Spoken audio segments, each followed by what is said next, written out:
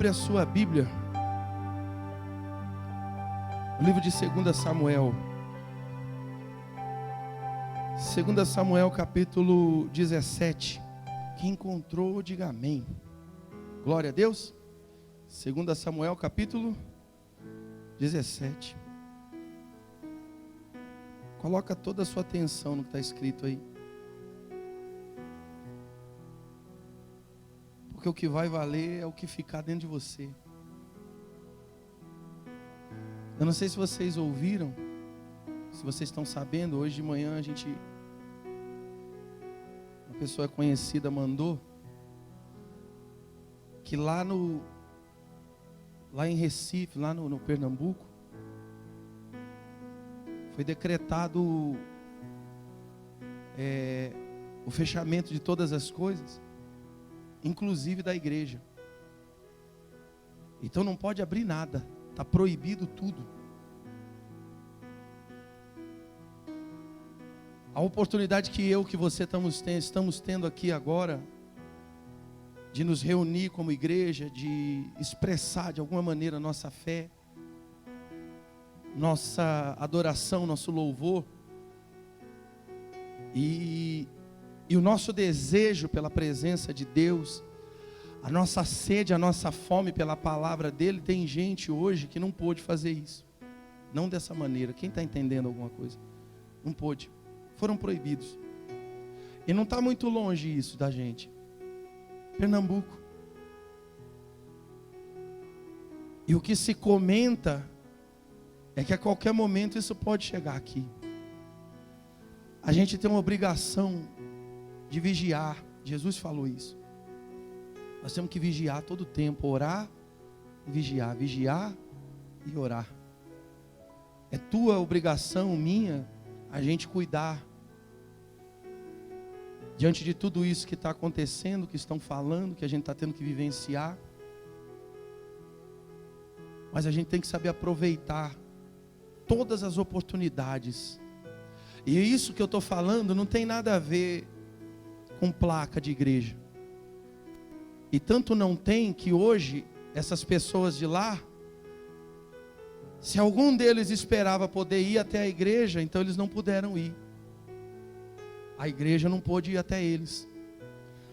Mas o que permanece dentro deles? A presença de Deus. Se buscaram.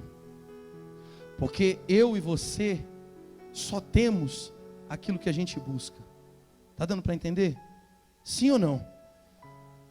A pergunta então é: o que você veio buscar hoje? Veio buscar a Deus? Então coloca o teu coração todinho nele, porque certamente você vai sair desse lugar com a presença dele. Aliás, ele já está aí em você. Diga glória a Deus. E quando essa presença está dentro de alguém, ela faz toda a diferença. Vamos ler aqui. Disse ainda Aitofel a Absalão: deixa-me ir, ou deixa-me escolher 12.000 homens, e me disporei a perseguir o rei, ou disporei a perseguir Davi essa noite. Assaltá-lo-ei enquanto está cansado e frouxo de mãos. Presta atenção nisso. Assaltá-lo-ei enquanto está cansado e frouxo de mãos. O que quer dizer isso? Uma mão frouxa, qualquer coisa que esteja nela escapa. Uma mão frouxa não segura nada com firmeza. A mão frouxa, ela significa displicência, descaso, descuido, fraqueza. Eu duvido que alguém aqui gosta de apertar a mão de alguém que quando vai dar a mão faz assim. Você sente bem? Ninguém gosta. Mas a gente também não gosta do desequilibrado, que aperta, que parece que vai quebrar a mão da gente. E nesse gesto, transmite muito a respeito da pessoa. A maneira dela ser. É lógico que aqui a gente vai olhar o aspecto espiritual da coisa. Mas se tem uma coisa que ninguém se agrada é do frouxo. é daquele que não tem ânimo para nada. Chega a ser insuportável esse tipo de coisa. Mas alguém está dando um conselho aqui, eu queria que você prestasse muita atenção. Alguém está falando para uma outra pessoa: olha, me deixa aí essa noite, vou escolher tantos homens, e eu vou perseguir Davi. Eu vou assaltar, vou pegar ele despreparado, vou pegar ele desapercebido, vou pegar ele de qualquer jeito, assaltá-lo-ei enquanto está cansado e frouxo de mãos. Espantá-lo-ei, fugirá todo o povo que está com ele. Então matarei apenas o rei, farei voltar a ti o povo, pois a volta de todos depende daquele a quem procuras matar. Assim todo o povo estará em paz, porque o povo estava dividido. O parecer agradou a Absalão e a todos os anciãos de Israel. Disse, porém, Absalão: chamai agora Usai, o arquita, e ouçamos também o que ele dirá. Tendo Usai chegado a Absalão, este lhe falou dizendo: desta maneira falou Aitofel: faremos segundo a sua palavra? Se não, fala tu. Então disse Usai a Absalão: o conselho de Aitofel desta vez não é bom. Continuou Usai: bem conheces teu pai e seus homens, e sabe que são valentes e estão enfurecidos como a ursa no campo, roubada dos seus cachorros. Também teu pai é homem de guerra, e não passará a noite com o povo. Eis que agora estará de espreita em alguma cova ou qualquer outro lugar. E será que caindo no primeiro ataque algum dos teus, cada um que ouvir dirá: houve derrota no povo que segue Absalão. Então até o homem mais valente, cujo coração é como de leões, sem dúvida desmaiará. Porque todo Israel sabe que o teu pai é herói, e que homens valentes são os que estão com eles. E aí ele continua dando ali os conselhos que ele acha que é melhor. Então qual é o quadro aqui? O que está acontecendo para você entender o que está se passando aqui? Davi, ele está vivendo um momento, um dos mais difíceis da sua vida. Ele está tendo que enfrentar um tempo de muita dificuldade, por todos os lados. Não é só uma questão de estar faltando recurso, não é só um problema de saúde, não é só um desentendimento com alguém, não é só um inimigo que se levantou. Davi está passando por um problema dentro da sua casa. Um dos seus filhos acabou de estuprar uma irmã. O outro filho dele tomou o reino, dividiu, e mais da metade do povo que cantava louvores, que amava Davi, que dava ali suas adorações ali, ficavam elogiando Davi, falando que Davi era homem de guerra. Não sei quantos milhares, esse mesmo povo se voltou contra Davi. O homem que aconselhava Davi, o braço direito dele, se virou contra ele. Presta atenção, por favor. Se virou contra ele, e agora está dando conselho para o filho. Diante desse quadro, Davi no meio do deserto, tendo que se esconder. No meio disso, alguém olha para a situação, e considerando tudo o que está acontecendo, toda a luta que está se passando, e aí eu queria que você começasse a analisar isso, mas na sua vida, o que você enfrenta, o que você passa. Eu não sei o que você está passando, vivendo hoje. Alguém olhou para esse quadro todo e falou: é a melhor de todas as oportunidades. É hoje. Eu vou juntar um povo aqui, pego uma quantidade de soldado, e a gente vai lá, a gente vai pegar, porque com certeza, no meio de tudo isso, a cabeça dele está tão cheia, o coração dele está tão apavorado, ele deve estar tão triste, tão angustiado, porque qualquer um vivendo o que ele está vivendo ficaria. Qualquer pessoa enfrentando esse tanto de luta que ele está enfrentando, numa hora dessa, estaria dizendo: eu não aguento mais, eu não suporto mais, está difícil demais, a luta é grande demais, o problema é grande demais. Qualquer um ia estar desapercebido. É a melhor hora para pegar Davi. A gente vai lá, faz barulho, ele vai correr, porque ele deve estar no meio do povo, ele vai para um lado, o povo vai para o outro, porque o povo sabe que a gente está atrás do Davi, e aí a gente mata só o rei, esse povo que anda com ele vai vir todo para o Senhor. Essas palavras pareceram boas para quem estava ouvindo, que por coincidência era o filho de Davi. Aí esse filho de Davi foi lá procurar um outro conselheiro e falou: olha, fulano falou isso, isso e isso para mim. E isso daí eu achei certo. O que a gente faz? Faz isso ou você vai falar alguma coisa? Ele falou: dessa vez o que ele falou não é muito certo não. Não é muito bom. Porque nós conhecemos o teu pai. Eu acho que todo mundo aqui já ouviu falar de Davi. Alguma coisa você já ouviu falar de Davi. Se eu pedisse para você imaginar a personalidade de Davi, Davi o rei, o homem da Bíblia.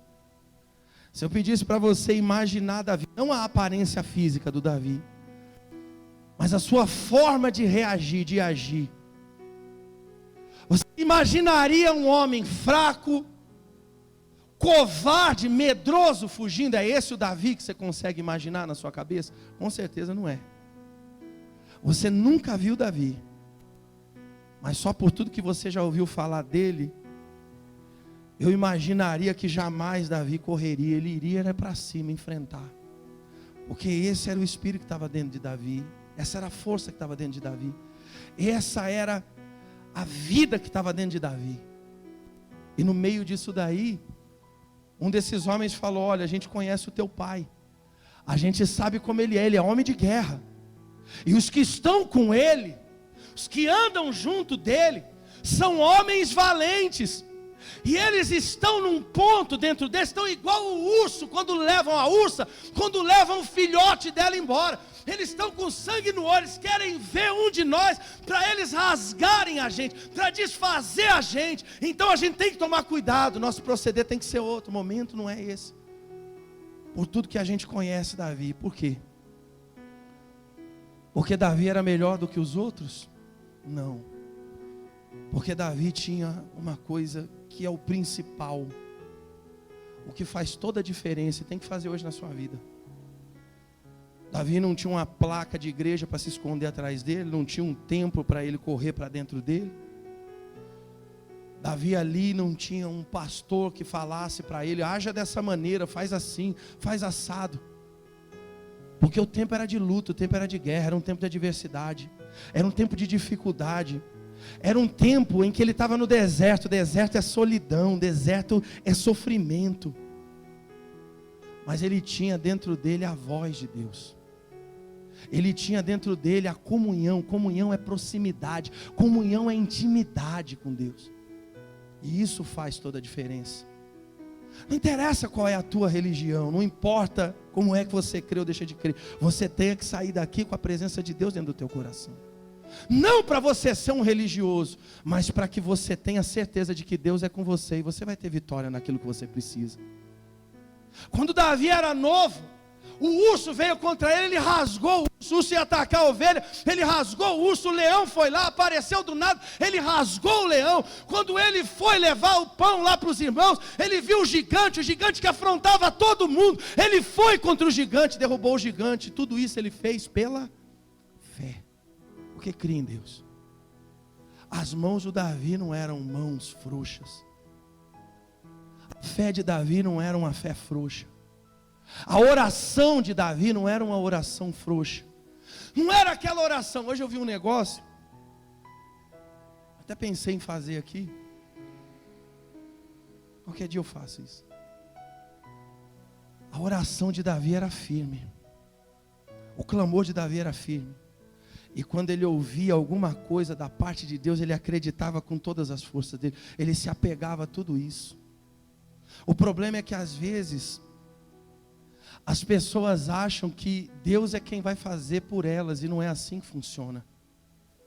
E se você continuar lendo o texto, se você tiver um menor interesse de continuar conhecendo o que aconteceu aqui, para não ficar só pelo que eu estou falando, mas para você observar e aprender o que está escrito aqui, fazer disso daqui o alicerce, o fundamento da sua vida, para lá fora, você poder ter a força que você precisa, porque uma hora pode não ter a igreja para falar para você, o pastor para pregar para você, mas a palavra tem que estar dentro do teu coração, porque é ela que vai te sustentar. Quem está entendendo alguma coisa? E é isso que eu quero que você tenha. Me deixa feliz você aqui. Me deixa triste quando alguns que dizem crer em Deus dão ouvidos a notícias que afastam elas de Deus. Me diz aí, aonde é mais importante você ir para uma fila de banco do que você vir a presença de buscar a Deus? Porque não é o vir numa igreja. Eu estou acabando de dizer que a igreja não pode fazer nada por você, mas é o teu gesto de sair da onde você estava, parar o que você estava fazendo para se colocar na presença de Deus. Quem está entendendo alguma coisa? É essa atitude que faz a diferença. É isso que muda tudo. É isso que faz a diferença quando os olhos do Senhor passam pela terra. Aquele ali está fazendo, aquele outro lá só fala. Está compreendendo ou não? Mas as pessoas vão para a fila do banco, as pessoas vão para dentro do mercado. Tudo isso é importante. Você tem que sacar lá o seu dinheiro para pagar a sua conta, claro que tem. Você precisa sacar o seu dinheiro para pagar quem você precisa, sem dúvida nenhuma. Então é importante você ir para o banco, mas não é menos, ou melhor, não é mais importante do que você buscar a Deus. Porque daqui a pouco, e está escrito, e você devia estar atento, e nós deveríamos estar atentos aos sinais do que está acontecendo aí fora. É palavra de Deus, está escrito que vai chegar um dia em que vai haver fome e sede, não de pão e de água, mas da palavra de Deus. E a gente está muito perto desse tempo acontecer. Há 60 dias aproximadamente atrás, aconselhavam a gente a ficar em casa. Agora estão dizendo que vão obrigar. E lá em cima, lá no Pernambuco, por exemplo, no Maranhão, em algumas cidades, inclusive São Luís, já não se pode sair. Não está longe não. Nós não estamos falando de um país lá da Ásia, onde a palavra não pode ser pregada. A gente não está falando de um país da África, onde as pessoas passam fome, mas está longe da gente. A gente está falando daqui, gente, do lado. E as autoridades políticas já estão falando na televisão abertamente que eles estão, diante deles está a opção deles trancarem tudo. Você acha que você é livre? Você acha que você faz o que você quiser? Às vezes eu penso isso. Um dia eu pensei, vou abrir a igreja, e se a polícia chegar lá, eu vou continuar o culto. Eles entrar e me algemar, tacar no chão, como fizeram com um monte de gente por aí. Eles são a polícia. Eles são a polícia. A nossa força não está no braço. A nossa força está na nossa fé. Quantas vezes você orou para que essa situação se transforme? Quanto tempo você parou hoje para falar com Deus? Na certeza de que agora eu parei aqui, eu entrei dentro do meu banheiro, eu estou dentro do meu carro, eu estou em algum lugar. Isso é comunhão com Deus. Eu não estou pregando religião e nem placa. Quantas vezes você falou, Senhor, em nome de Jesus, Pai, muda essa situação, age, porque é o seguinte, agora, nesse momento, pode estar muito distante de você, porque de repente você tem condição de comprar o teu alimento, de ir no mercado, comprar, se você precisar um medicamento, você pode, você está com o teu trabalho, mas pode ser que a coisa piore a ponto de você não ter mais essa condição. E aí, o que fazer? A gente vai ficar refém de uma migalha que joguem para a gente? E isso diz respeito a tudo na vida. Tem gente vivendo só disso. Tem gente que pega com firmeza, não afrouxa a mão, não aceita qualquer coisa, não vive de qualquer jeito. E é essa fé que a Bíblia ensina. É isso aqui que você tem que sair daqui hoje, com essa força, com essa personalidade. Não foi só Davi, muitos outros homens da Bíblia, outros homens, eu citei hoje de manhã o Isaac. Isaac era ele cavava um buraco, cavava um poço no deserto, e até o final dele saía água. Feliz da vida ele saía, agora eu tenho água, vou poder criar meus bichos, vou poder plantar minha semente, vou poder ver o fruto no dia seguinte. Quando ele levantava, como é que estava o poço? Entulhado. Sabe o que ele fazia? Ele não sentava embaixo de uma sombra ou em cima de uma pedra e ficava, ó céus, ó dia, meu Deus, que ruim que está, não aguento mais, quer saber? Vou largar tudo isso, vou abrir mão, vou jogar fora, não estou nem mais aí, não. Ele ia lá e cavava outro, e aquele poço dava água. No dia seguinte estava entulhado, ele cavava outro, ele cavava sempre, porque ele tinha certeza, Deus é comigo, enquanto eu estiver fazendo, vai haver resposta. Quem está entendendo alguma coisa? Você quer ver uma coisa? Espero que Moisés, um dia Moisés saiu com o povo do Egito, atravessou lá o que tinha que passar, e de repente ele chegou, se depara com um mar na frente dele, mar. De um lado deserto, do outro deserto, para trás vinha o faraó com todo o tropel de exército dele para matar todo mundo. Aí Moisés orou junto com o povo. Senhor, e agora? O que a gente vai fazer? Dá uma resposta. Qual foi a resposta de Deus? Por que clamas a mim? Fala para esse povo marchar, porque não pode parar. Você tem que estar apegado com firmeza. O que você tem na mão, Moisés? Eu tenho meu cajado. Então pega o teu bordão, estende ele em direção ao mar, e o mar vai se abrir. O que Moisés fez? O que Moisés fez? E o que aconteceu? Nada. Ainda bem que você respondeu. Tem muita gente que falou a mesma coisa, mas só do lado de dentro. A gente vem aqui, sobe aqui, prega. Por isso que eu falei, lê a sua Bíblia. Lê o que está escrito na sua Bíblia. Não vai só pelo que eu estou falando, não. Porque de repente eu estou falando, resumindo, porque eu tenho um horário, eu tenho um tempo. Daqui a pouco você começa a ficar impaciente, olhando o relógio. Daqui a pouco você tem que ir embora, e eu preciso correr uma coisa e tentar transmitir uma mensagem. Às vezes a gente resume tanto que acaba errando. E eu já falei isso. Moisés estendeu o cajado e o mar abriu. Isso nunca aconteceu. Nunca aconteceu. Não está escrito em lugar nenhum na Bíblia isso. É só você ir lá. É Êxodo capítulo 14. Repete aí, Êxodo 14, 21. Depois você lê lá. Deus falou para ele, estende, porque o mar vai abrir. Ele pegou o cajado e estendeu. E está escrito que durante toda a noite um vento soprou e foi abrindo o mar. Na manhã seguinte, e para segurar o cajado ali, gente, para passar a noite inteira com o cajado ali, ó, a mão estendida, tem que ter fé, tem que estar firmado em alguma coisa, tem que ser firme, porque se a mão estiver frouxa, aqui ó, a gente começa algumas coisas, a gente começa um propósito. Final do ano passado, orando, pedindo a Deus uma direção, Deus ele deu para a gente,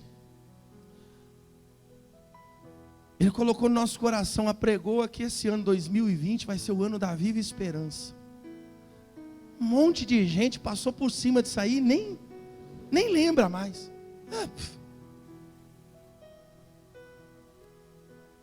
Até esqueceu. Mas Deus não dá nada por acaso. Por que vive esperança? Porque talvez hoje a única coisa que vai sustentar a gente nessa caminhada que a gente tem pela frente é a esperança. Esperança de que alguma coisa vai acontecer para mudar a situação que a gente está vivendo. Seja como sociedade ou seja dentro da tua casa, na tua vida.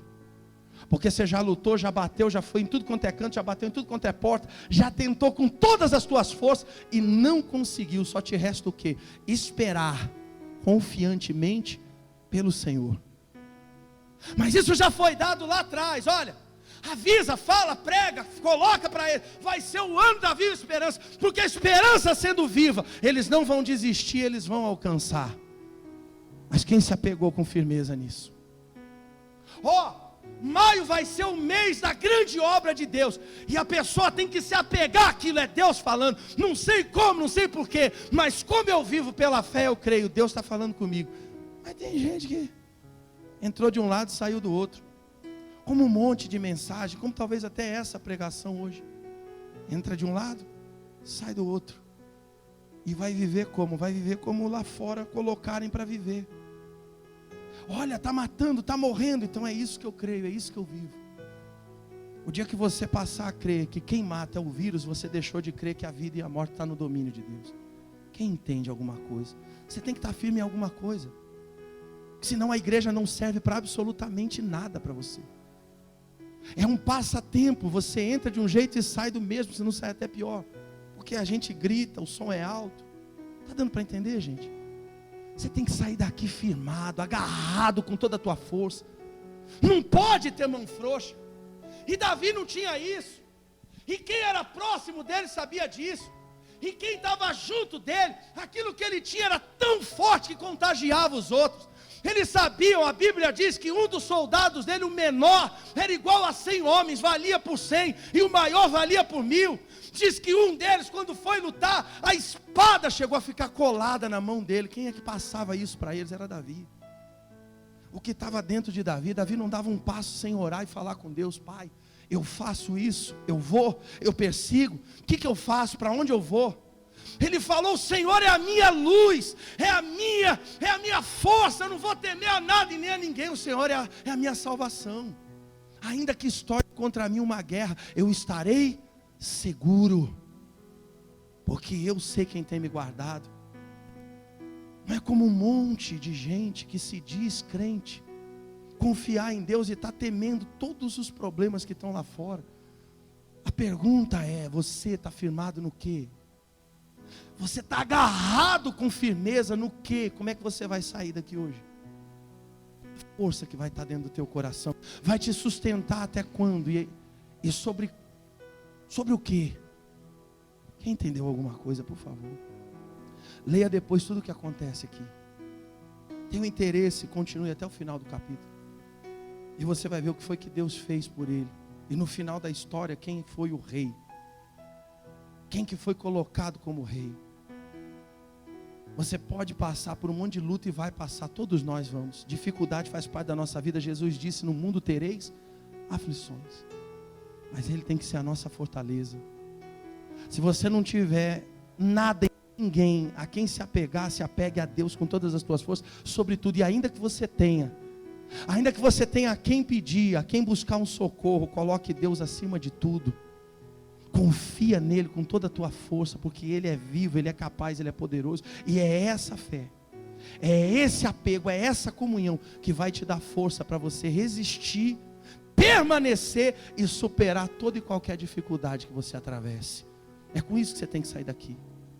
E ainda que amanhã ou depois a porta esteja fechada, a palavra de Deus vai ser o sustento para a tua alma, para te fazer andar sobre as águas se for preciso.